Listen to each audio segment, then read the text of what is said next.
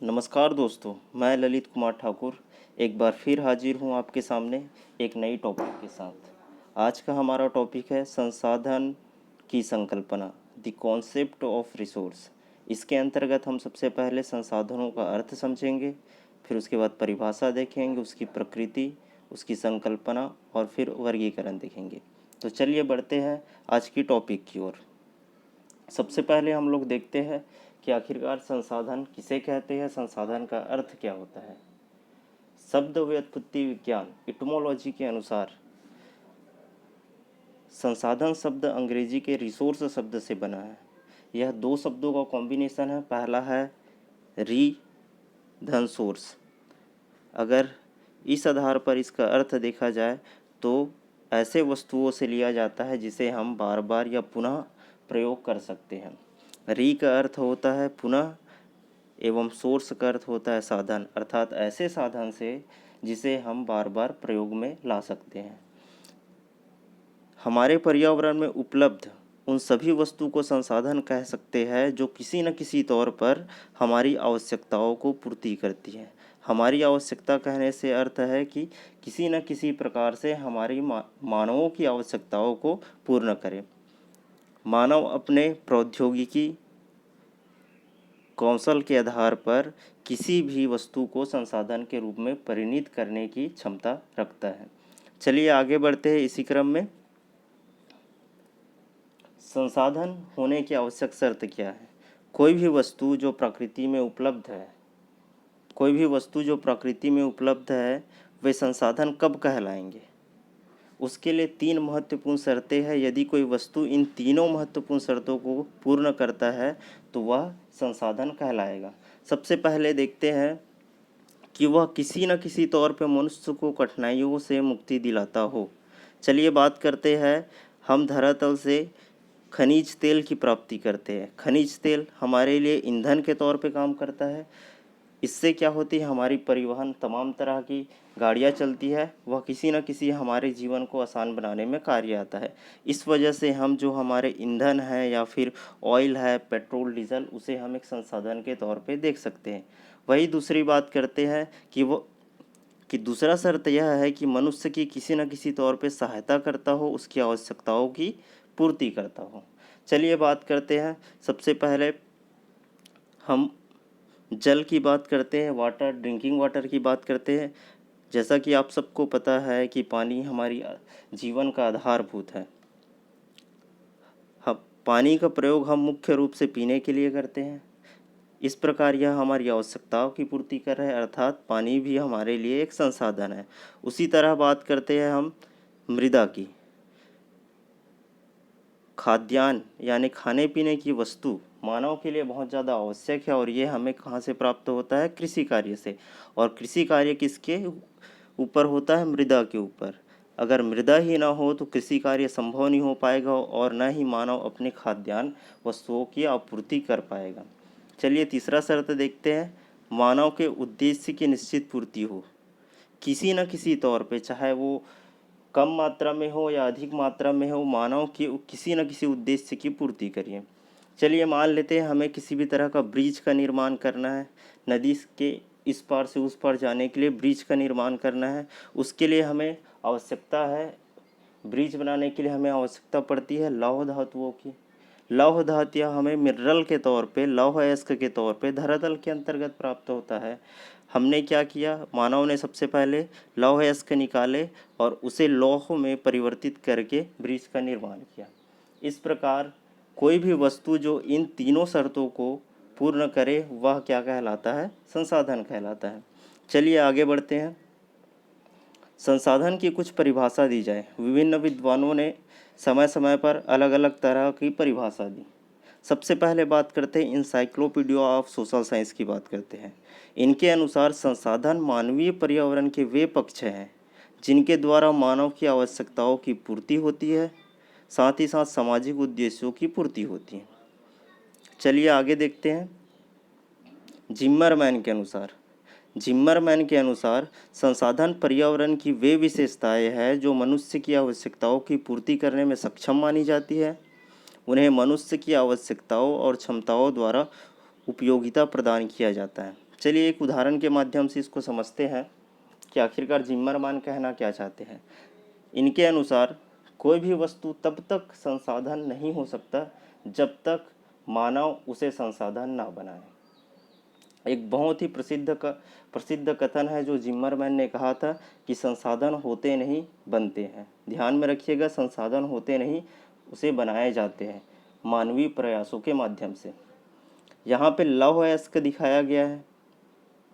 यह लौह अयस्क, जब तक मानवों के पास लौह अयस्क को प्रयोग करने की टेक्नोलॉजी या फिर कुशलता ना हो या फिर स्किल ना हो, तब तक वह सिर्फ हमारे लिए एक पत्थर ही होगा, धरातल पर उपस्थित सिर्फ एक पत्थर होगा। लेकिन इस पत्थर मानवों ने अपने टेक्नोलॉजी का इस्तेमाल करके इन पत्थरों को लौह इस्पात इंडस्ट्री में प्रयोग किया और इसे गलाकर विभिन्न वस्तुओं में परिणत किया और हमें विभिन्न प्रकार की सेवाएं दिया गया। इस तरह जिम्मरमैन के अनुसार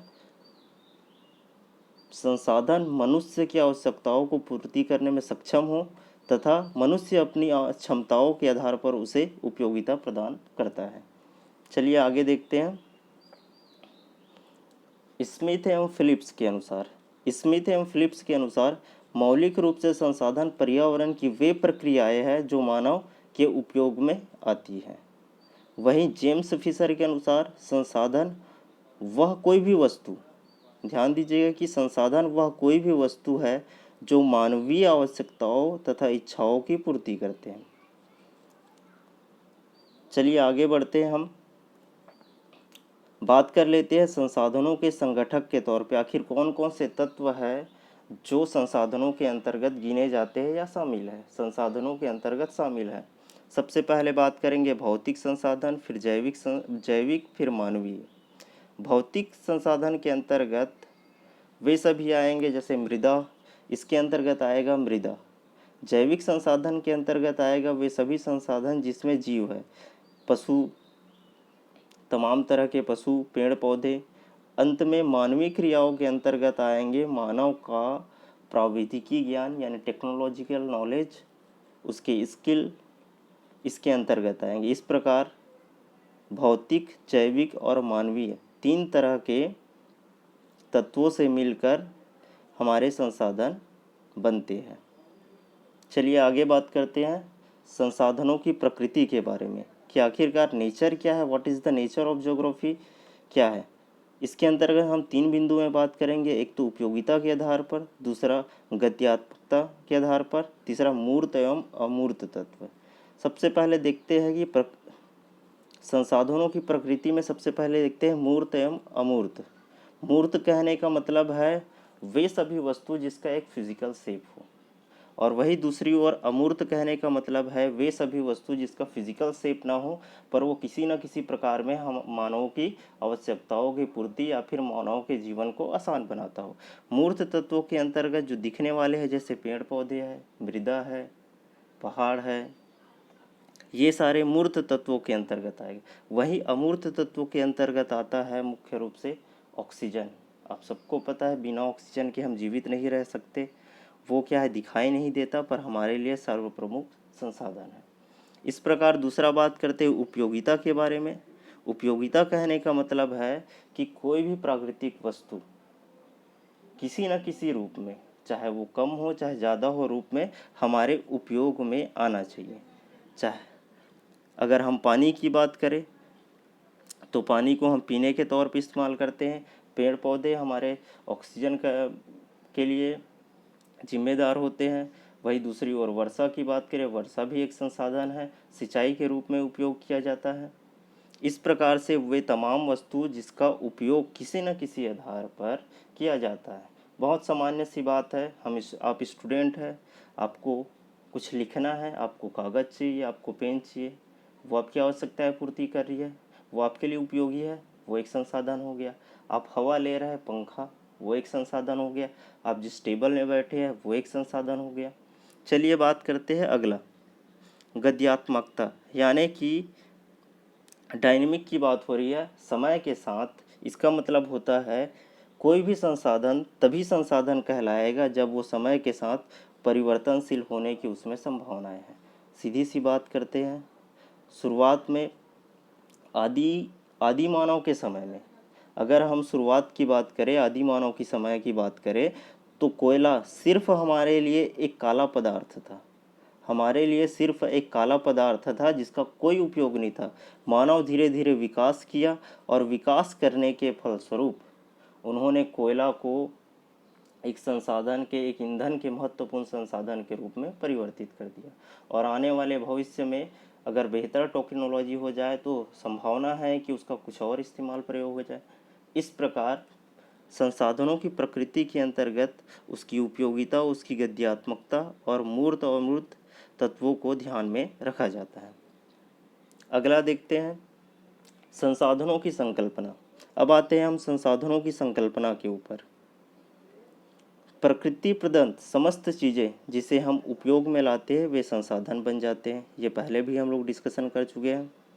संसाधनों का अध्ययन अर्थशास्त्रियों तथा प्राकृतिक वैज्ञानिकों, विशेषतः भूगोलवेताओं द्वारा किया गया था। जैसे कि हम पहले बात किए थे, संसाधन केवल मूर्त नहीं अमूर्त तत्व भी हो सकते हैं। चलिए देखते हैं आखिरकार संकल्पना के अंतर्गत क्या क्या तथ्य है जो हमें पढ़ना है। संसाधनों की प्रमुख संकल्पना के अंतर्गत हम निम्न चीज़ों को पढ़ सकते हैं। सबसे पहले है संसाधन होते नहीं बनते हैं, मानवीय प्रयासों के माध्यम से। दूसरा है संसाधन गतिशील होते हैं। तीसरा संसाधन संक्रियात्मक संकल्पना है। संक्रियात्मक कहने का मतलब है कार्यात्मक संकल्पना है। चौथा बात करते हैं संसाधन प्रतिरोधों एवं तटस्थों के साथ मिलते हैं। कहने का मतलब है जब हम किसी वस्तु को संसाधन बनाते हैं तो कभी कभी समस्याएं भी उत्पन्न होता है और साथ ही साथ वो हमारी ज़रूरतों को भी पूरा करते हैं। अगला है पांचवा, मानव के रहन सहन का स्तर संसाधनों के ऊपर निर्भर करता है। अगला देखेंगे संसाधनों के संरक्षण, समय की मांग एवं आवश्यकता है। चलिए इन सभी बिंदुओं को एक एक करके आगे देखते हैं। सबसे पहले देखते हैं संसाधन होते नहीं बनते हैं मानवीय प्रयासों से। जैसे कि मैं पूर्व कुछ समय बात कर रहा था कि जिम्मरमैन द्वारा एक प्रसिद्ध कथन कही गई थी कि संसाधन होते नहीं बनते हैं। इसी कथन को थोड़ा सा संशोधन करके बोवेन महोदय ने कहा कि संसाधन होते नहीं मानवीय सहयोग के कारण बनते हैं। धरातल की कोई भी वस्तु या पदार्थ तब तक संसाधन नहीं होती जब तक मानव उसे अपनी आवश्यकता के लिए उपयोग न करे। चलिए बात करते हैं धरातल पर उपस्थित पेड़ पौधे। सबसे पहले मानवों ने अपनी क्षमताओं का प्रयोग करके उसे काटा। काटने के पश्चात अपने स्किल का प्रयोग करते हुए विभिन्न प्रकार के टेबल, कुर्सी, फाटक में निर्माण किया जिसे हम लोग सामान्य तौर पे उपयोग करते हैं। तो यह क्या हो गया कि संसाधन धरातल पर पेड़ पौधे तो पहले से उपस्थित थे, परंतु मानवों ने उस पर संशोधन किया, उस पर काम किया, उस पर अपना स्किल दिखाया, अपनी कार्यकुशलता के चलते हुए उसे क्या किया, विभिन्न संसाधनों में क्या किया, परिणित कर दिया। चलिए अगला देखते हैं संसाधन गतिशील होते हैं। संसाधन गतिशील होते हैं। कुछ देर पूर्व हम लोग बात कर रहे थे कि संसाधन किस प्रकार गतिशील होते हैं। चलिए सबसे पहले बात करते हैं E.W. जिम्मरमैन ने आखिरकार इस संदर्भ में क्या कहा था। इन्होंने कहा था संसाधन जीवित घटना है जो संकुचित एवं बढ़ते रहते हैं, ज्ञान और तकनीकी के साथ बढ़ते हैं और इसके अभाव में कम हो जाते हैं। चलिए बात करते हैं, अभी कुछ देर पहले जैसे कि बात कर रहे थे, फॉरेस्ट से हमने बहुत सारे पेड़ पौधों को काट लिया और उसे हमने सबसे पहले क्या किया, एक घर बनाने के निर्माण में प्रयोग किया। प्रारंभ में हो सकता है कि हमने सिर्फ घर बनाने के लिए प्रयोग किया, हमारे पास और नॉलेज आया, हमने उससे क्या किया, कुर्सी टेबल बनाना शुरू कर दिया। फिर हमारे पास और नॉलेज आया, हमने अलग अलग तरह के डिज़ाइनर मूर्तियाँ बनाना शुरू कर दिए। और हो सकता है भविष्य में हमारी ज्ञान बढ़ जाए और हम क्या करेंगे, उससे और बेहतर चीज़ें बना लेंगे। इस प्रकार ये स्पष्ट हो जाता है कि संसाधन गतिशील होता है, समय के साथ क्या होता है, बढ़ते रहता है और घटते रहता है। चलिए अगला देखते हैं संसाधन संक्रियात्मक संकल्पना है। जैसे कि मैंने पहले कहा, संक्रियात्मक का मतलब होता है कार्यात्मक संकल्पना है। संसाधनों में मानवीय आवश्यकताओं को पूर्ति करने की क्षमता होती है। कोई भी वस्तु मानवीय आवश्यकताओं की पूर्ति के लिए प्रयोग किए जाने का कार्य या संक्रिया द्वारा ही संसाधन बनता है। संसाधन मानवीय इच्छाओं को संतुष्टि करते हैं तथा कल्याणकारी तथा मानव के लिए कल्याणकारी होते हैं। कहने का मतलब है, कोई भी तत्व उसके कार्य के आधार पर ही संसाधन बनते हैं। यदि मानव के किसी भी कार्य में वो सहभागिता नहीं निभा पाते हैं तो वो संसाधन की श्रेणी में नहीं आएंगे। चलिए इसी क्रम में आगे देखते हैं। संसाधन प्रतिरोधों एवं तटस्थ तत्वों के साथ मिलते हैं। प्रतिरोधों एवं तटस्थ तत्वों के साथ मिलते हैं। जहाँ संसाधन होते हैं वहाँ साथ साथ प्रतिरोध एवं तटस्थ तत्व भी पाए जाते हैं, जिनको अलग अलग देखना या फिर अलग करना संभव नहीं होता है। जैसे कि हम लोग इस चित्र में देख लेते हैं कि आखिरकार ये कहना क्या चाहता है। मानव ही वो केंद्र बिंदु है जो अपनी आवश्यकताओं या फिर इच्छाओं और साथ साथ अपनी कला, विज्ञान और क्षमताओं के आधार पर किसी भी प्राकृतिक चीज को संसाधन में बदलते हैं। ठीक है, ध्यान दीजिए, क्या मानव अपनी आवश्यकताओं, अपनी इच्छाओं तथा अपने सामर्थ्य, कला एवं विज्ञान के माध्यम से कोई भी प्राकृतिक चीज को क्या करेंगे, रिसोर्स या संसाधन के तौर पे बदलेंगे। चलिए इसमें देखते हैं आखिरकार प्रतिरोधों एवं तटस्थ कहने का क्या अर्थ है। संसाधन अब एक और हमारी जीवन को आसान बनाते हैं, वहीं दूसरी ओर क्या करते हैं, कुछ कुछ समस्याएं भी लेकर आते हैं। चलिए सीधी सी बात करते हैं। हम समुद्र जहाज में जा रहे हैं, बहुत बड़ी बड़ी लहरें सामने आ जाए तो हमारे यात्रा को क्या कर सकता है, वो रोक सकता है, बाधा भी उत्पन्न कर सकता है। वही यदि वह लहर हमारे दिशा के साथ हो तो हमारे लिए क्या हो सकता है, एक महत्वपूर्ण यात्रा के कारक हो सकते हैं। चल इस प्रकार देखा जाए, अब एक और उदाहरण देख लेते हैं। चलो वर्षा की बात करते हैं। यदि वर्षा अधिक हो जाए तो एक और हमारे यातायात संबंधी व्यवधान भी डालते हैं। वही दूसरी ओर क्या करते हैं, हमारे खाद्यान्न की पूर्ति के लिए जो कृषि कार्य होते हैं उसमें सिंचाई में क्या करते हैं, महत्वपूर्ण साधन निभाते हैं। इस प्रकार स्पष्ट हो जाता है कि संसाधनों एक और हमारी क्या करते हैं, एक और हमारी मदद भी करते हैं, सहयोग भी करते हैं, हमारी जीवन को आसान बनाते हैं। वही दूसरी ओर संसाधनें कुछ कुछ समस्याएं भी पैदा किया जाता है और इन दोनों को अलग नहीं किया जा सकता। बारिश होने के फलस्वरूप दलदल होना या फिर यातायात में व्यवधान होना स्वाभाविक प्रक्रिया, इसे हम रोक नहीं सकते। वही दूसरी ओर इसकी अच्छा पहलू यह है कि वह सिंचाई का एक उपयुक्त साधन हो जाता है। इस प्रकार प्रतिरोधों एवं तटस्थ तत्व साथ साथ मिलते हैं। चलिए अगला देखते हैं। मानव के रहन सहन का स्तर संसाधनों के उपयोग के ऊपर निर्भर करता है। जिन क्षेत्रों में तकनीकी ज्ञान एवं कुशलता उपलब्ध होती है वहाँ के लोगों का जीवन स्तर उच्च होता है, रहन सहन उच्च होता है। किंतु जिन क्षेत्रों में तकनीकी ज्ञान एवं कुशलता का अभाव होता है उनका जीवन स्तर निम्न होता है। चलिए सीधी सी बात करते हैं। आज भी अबूझमाड़िया क्षेत्र या बस्तर के क्षेत्र में ऐसे कुछ स्थान हैं जहाँ पर टेक्नोलॉजी और वहाँ के लोगों का स्किल क्या है, हमारे कंपेयर में, शहर में रहने वाले के कंपेयर में कम है। तो उन क्षेत्रों का विकास बहुत कम हो पाया। वही दूसरी ओर किसी भी शहर की बात करें, किसी भी सिटी की बात करें, वहाँ के लोगों में कार्य कुशलता एवं तकनीकी ज्ञान अधिक होने के वजह से उन लोग आदिवासियों या फिर उन क्षेत्रों के कंपेयर में ज़्यादा उच्च रहन सहन एवं जीवन स्तर को जीते हैं। कहने का मतलब है सीधा सा है कि यदि हमारे पास तकनीकी ज्ञान और कार्यकुशलता अधिक होगा तो हमारा जीवन स्तर अधिक होगा, और वही दूसरी ओर यदि तकनीकी ज्ञान एवं कार्यकुशलता कम होगा तो हमारा जीवन स्तर क्या हो जाएगा, नीचे की ओर चला जाएगा। चलिए आगे बढ़ते हैं। अगला है हमारा संसाधनों का संरक्षण समय की मांग एवं आवश्यकता है। संसाधनों की संरक्षण समय की मांग एवं आवश्यकता है। संसाधनों का अंधाधुंध विदोहन भविष्य के लिए महत्वपूर्ण समस्या का सूचक है। चूँकि संसाधन एक निश्चित मात्रा में उपलब्ध है, अगर इसका ऐसा अंधाधुंध प्रयोग होता रहा जैसे कि वर्तमान में हो रहा है तो एक निश्चित समय के बाद समाप्त हो जाएगा। चलिए समझ लेते हैं कहना क्या चाह रहा है।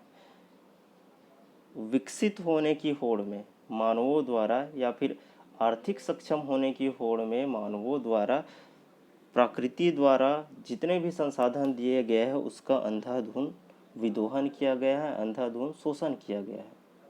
परंतु प्रकृति द्वारा दिए गए संसाधन क्या है, सीमित है, और सीमित होने के फलस्वरूप यदि वो एक बार समाप्त हो गया, एक बार यदि समाप्त हो गया तो वापस उसको बनाने के लिए करोड़ों और अरबों साल लग जाएंगे। तो इसलिए आवश्यकता है कि मानवीय उच्च जीवन स्तर या फिर विकास के लिए संसाधनों का शोषण या विदोहन तो आवश्यकता है, लेकिन लालच में आकर इतना अधिक विदोहन न किया जाए कि आने वाले भविष्य में या फिर हमारी आने वाले जनरेशन को उन संसाधनों की उनकी ज़रूरतें पूरे करने के लिए हमारे पास संसाधन ही ना बचे। इसलिए हमें एक और संसाधनों का तो प्रयोग करना ही है, दूसरी ओर हमें उसके संरक्षण को ध्यान में रखते हुए एक सीमित वे पर इस्तेमाल करना होगा। चलिए आगे बढ़ते हैं। निष्कर्ष के तौर पे हम कह सकते हैं कि इच्छाएं अनंत है, साधन सीमित है, आवश्यकताओं को सभी मानवों की आवश्यकताएं पूर्ति करना संभव नहीं है। लेकिन वही दूसरी ओर देखें तो मानव का ज्ञान ही सबसे बड़ा संसाधन है, क्योंकि बिना मानव के ज्ञान के कोई भी वस्तु न तो संसाधन के बन सकता है और न ही उपयोगी बन सकता है। मानवीय ज्ञान के बिना संसाधन की कल्पना नहीं की जा सकती। अतः मनुष्य को वातावरण के साथ समायोजन कर संसाधन का न्याय संगत उपयोग करना चाहिए। कहने का मतलब है हम संसाधनों का दोहन तो हमें करना पड़ेगा हमारे विकास के लिए, हमें बेहतर कल के लिए, लेकिन हमें एक सीमा पर करना है, प्रकृति के साथ समायोजन करके चलना है, तब जाके हमारे आने वाला भविष्य भी सेफ रह पाएगा।